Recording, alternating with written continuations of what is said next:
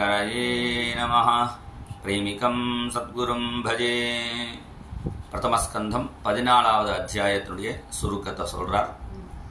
சதுர்தசேத்வரிஷ்டானி திருஷ்ட்வா ராஜா விசங்கிதः அசுணோத் அர்ஜுனாத் கிருஷ்ண திரோதானமிதீரியதே.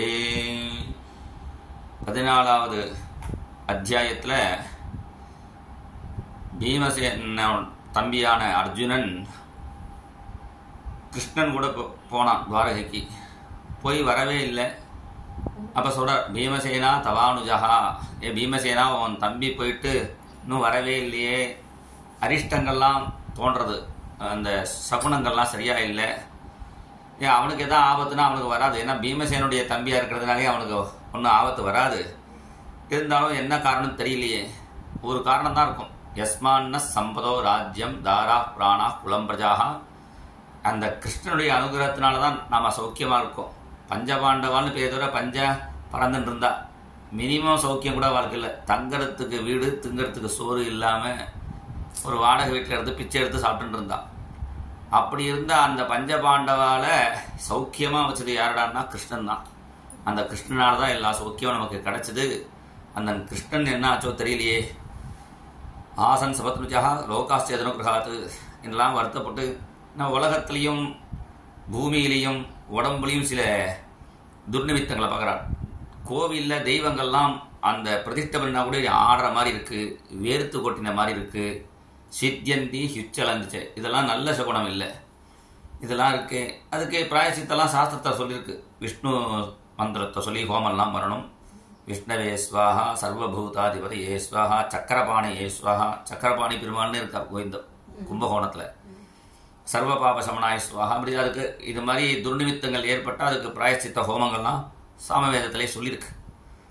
அது மாதிரி சஸ்தா குருவந்தி மாம்சவ்யம். நல்ல பிராணிகள், மாடு பசுமாடெல்லாம் நம்மளை பிரதர்ஷனமாக போகணும். இது என்னடான்னா பசுமாடெல்லாம் அப்பிரதர்ஷனமாக போடுறது, அந்த கழுதெல்லாம் பிரதர்ஷனமாக போடுறது, இது ஒரு அவசகுணம். அது மாதிரி வலது பக்கம் புருஷாளுக்கு துடிக்கணும், இடது பக்கம் ஸ்திரீகளுக்கு துடிச்சா நல்லது. கண்ணு காது கையெல்லாம் அது தானாக துடிக்கணும். நம்மளாவே நல்ல சம்பவனுடைய ஆட்டிக்கலாம் கூடாது. அப்படி இதெல்லாம் மாறி மாறி வருது. இது எல்லாத்துக்கும் என்ன காரணம்னா அங்கே யாதவாலாம் சௌக்கியமாக இருக்காரான்னு சந்தேகமாக இருக்குது. அதனால அங்கே யாதவா சௌக்கியமாக இருக்குன்னா பலராமர் அங்கே சௌக்கியமாக இருக்கணும். கச்சிதாஸ்தே சுகம் ராமஹா பகவான் சாத்துதாம்பதிகி. அந்த பலராமர் சௌக்கியமா, அந்த கண்ணனுடைய பையன்கள் பேரன்கள் எல்லாரும் சௌக்கியமா, முக்கியமாக பகவான் சௌக்கியமா. பகவான் இதுக்கு வந்தான்னா மங்களாயச்ச லோகானாம் க்ஷேமாயச்ச பவாயச்ச. எல்லாருக்கும் மங்களம்னா உண்மையான அன்பை காட்டுறதுக்கு கிருஷ்ணன் வந்தான். அப்புறம் க்ஷேமம், எல்லாருக்கும் சில பேருக்கு மோட்சத்தை கொடுக்கறதுக்காகவும், பவாய இன்னும் சில பேருக்கு இகலோக சௌக்கியத்தை கொடுக்கறதுக்காகவும் பகவான் அவதாரம் பண்ணினான். அந்த பகவான் வந்ததுனாலேயே அந்த சொர்க்கமே பூலோகத்தில் இறங்கிடுச்சு. அந்த சொர்க்க சபைக்கு என்ன பேரோ சுதர்மான்னு, அதே பேர் தான் கிருஷ்ணனுடைய சபைக்கும். அந்த சுதர்மா சபையில் யாதவாலும் கிருஷ்ண பத்னிகள்லாம் ஹரந்தி வஜ்ராயுத வல்லபோச்சிதாகா. வஜ்ராயுத வல்லவன் சச்சி மாதிரி அவளும் ரொம்ப பெருமையாக இருந்தா. அந்த பகவான் இல்லைன்னு தான் எனக்கு தோன்றது. இல்லை உன் முகத்தில் ஏன் இப்படி வாடி இருக்குன்னு கேட்குறார். ஏன்னா இப்படி பீமசேனன்ட்டே பேசிட்டு இருக்கார். அர்ஜுனன் போனானே வரலையேன்னு. வரும்பொழுதே வரான் அர்ஜுனன், அவனுடைய முகத்தில் அந்த தேஜஸ் இல்லை.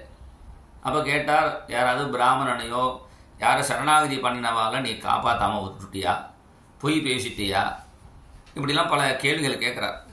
எந்த ஸ்திரீ மரியாதையாக கன்னிகாதானம் பண்ண ஸ்திரீகளை தான் அடையணும், வேறு ஸ்திரீகளை மாற்றி இதாக போயிட்டியா, என்ன கச்சித்தம் நாகமோகம்யாம் என்றெல்லாம் கேட்குறார். இப்படி சில பாவங்கள் பண்ணினாதான் அந்த முகத்தில் தேஜஸ் குறையும்.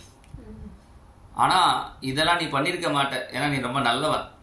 உனக்கு ஒரே ஒரு காரணம் தான் இருக்கும். கச்சித் பிரேஷ்டதவேனாத ஹிருதயேன ஆத்மபந்துனா. உன்னுடைய ஆத்மபந்துவா ஹிருதயமாக இருக்கக்கூடிய அந்த கிருஷ்ணன் இல்லையா, அதனால தான் நீ இப்படி ரொம்ப வருத்தமாக இருக்கியான்னு தர்மபுத்திரரே ஆலோசனை பண்ணி அர்ஜுனன்ட்ட கேட்குறார். அப்போ அர்ஜுனன் அடுத்த 15வது அத்தியாயத்தில் பகவானுடைய கருணையை சொல்கிறான்.